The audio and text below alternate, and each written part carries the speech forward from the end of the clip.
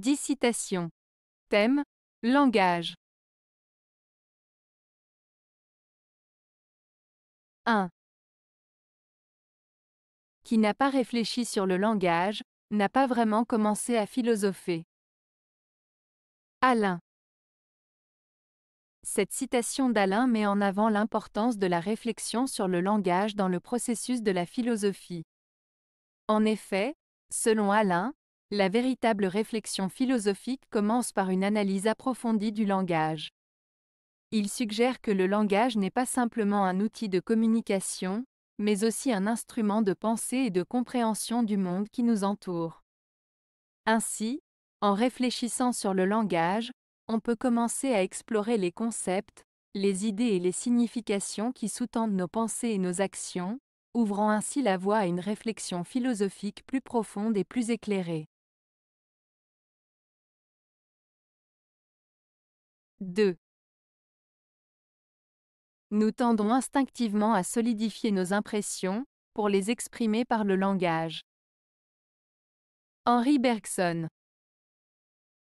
Henri Bergson, philosophe français du XIXe et XXe siècle, a exprimé l'idée que nous avons tendance à vouloir figer nos impressions, nos expériences, nos émotions, pour pouvoir les communiquer et les partager avec les autres à travers le langage. En voulant les exprimer par des mots, nous essayons de donner une forme fixe à des réalités souvent complexes et changeantes. Cette tendance à vouloir figer le mouvement de la vie et de la pensée peut parfois limiter la richesse et la profondeur de nos expériences. 3. L'indifférence et la froideur trouvent aisément des paroles, mais la tristesse et le silence sont alors le vrai langage de l'amitié. Jean-Jacques Rousseau. Cette citation de Jean-Jacques Rousseau met en lumière l'idée que les véritables amis peuvent se comprendre sans avoir besoin de beaucoup de paroles. En effet, lorsque quelqu'un est triste, il peut ne pas trouver les mots pour exprimer ses sentiments, mais un ami véritable saura reconnaître cette tristesse à travers le silence et le non-dit.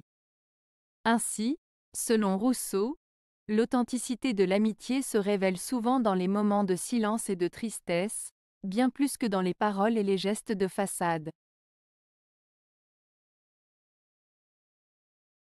4. Le langage est une arme de politicien, mais le langage est une arme dans la plupart des affaires humaines. Noam Chomsky. Noam Chomsky veut dire que le langage est un outil puissant utilisé par les politiciens pour influencer et convaincre les gens. Cependant, il souligne aussi que le langage est une arme utilisée dans de nombreux aspects de la vie humaine, pas seulement en politique. En effet, la façon dont nous utilisons les mots et la communication peut avoir un impact significatif sur nos interactions sociales, nos relations, nos perceptions du monde et nos prises de décision. Le langage peut être utilisé pour persuader, manipuler, éduquer, inspirer ou même contrôler les autres, ce qui en fait un instrument essentiel dans de nombreuses situations de la vie quotidienne. 5. On a beau apprendre une langue, on n'apprend pas le monde qui va avec et la rend seule familière. Régis Debray. Cette citation de Régis Debray met en avant le fait que même si on apprend une langue étrangère, cela ne signifie pas automatiquement que l'on comprendra la culture et les codes sociaux qui y sont associés. En d'autres termes, apprendre une langue ne suffit pas à nous rendre familiers avec le monde dans lequel cette langue est parlée. Il est nécessaire de s'immerger dans la culture et la société pour véritablement comprendre et s'approprier une langue. 6. L'espéranto, c'est à dégoûter de tout langage, c'est à rendre muet. Rémy de Gourmont. Cette citation de Rémy de Gourmont exprime son opinion négative sur l'espéranto, une langue construite créée dans le but de faciliter la communication entre les personnes de différentes langues maternelles. En disant « l'espéranto, c'est à dégoûter de tout langage, c'est à rendre muet », Gourmont critique l'espéranto en suggérant que cette langue artificielle est si décevante et ennuyeuse qu'elle pourrait dégoûter les gens de toutes les langues naturelles. Il va même plus loin en affirmant que l'espéranto a le pouvoir de rendre muet, ce qui peut être interprété comme une manière de dire que cette langue n'a pas la richesse et la beauté des langues naturelles qui peuvent exprimer une variété d'émotions et de nuances. En résumé, cette citation de Rémy de Gourmont montre son mépris pour l'espéranto en suggérant qu'elle est si peu attrayante qu'elle pourrait décourager les gens de s'intéresser à toute forme de langage et les priver de la richesse linguistique des langues naturelles. 7. Le langage est notre corps et notre air, notre monde et notre pensée, notre perception et notre inconscient même. Philippe Solers.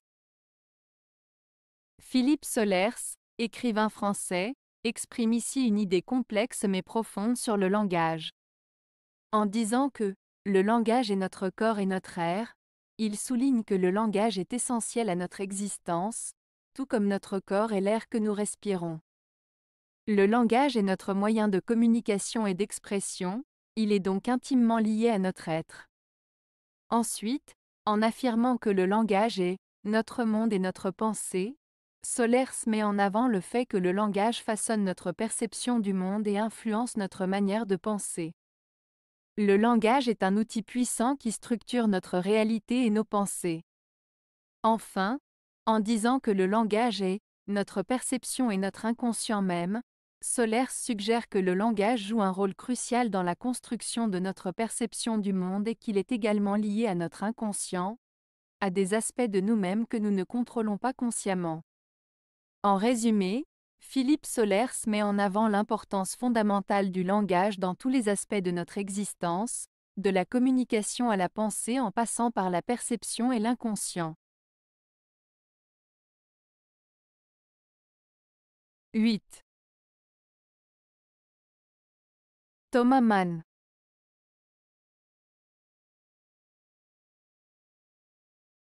« 9. La langue est la mère, non la fille, de la pensée. Karl Kraus. Cette citation de Karl Kraus signifie que la langue n'est pas simplement un outil pour exprimer nos pensées, mais qu'elle joue un rôle fondamental dans la formation même de notre pensée. En d'autres termes, notre façon de penser est influencée et façonnée par la langue que nous utilisons pour communiquer. La langue n'est pas simplement un moyen de transmission des idées, mais elle est en quelque sorte à la source même de notre manière de concevoir le monde. Selon Kraus, la langue est donc la mère de la pensée, car elle est à l'origine de notre capacité à formuler et à structurer nos pensées. 10. La langue française est une aventure. Alain Mabanckou. Lorsqu'Alain Mabanckou dit que la langue française est une aventure, il veut dire que la langue française offre une expérience enrichissante et passionnante. En apprenant et en utilisant la langue française, on explore un monde de cultures, d'histoires et de perspectives différentes. La langue française permet de voyager à travers les mots et les expressions, de découvrir de nouvelles façons de penser et de communiquer. En somme, pour Mabanckou, la langue française est un voyage intellectuel et émotionnel qui ouvre des horizons infinis. Avez-vous aimé la vidéo? Si oui, mettez un pouce vers le haut. Cela aidera la chaîne et aidera les autres à la trouver.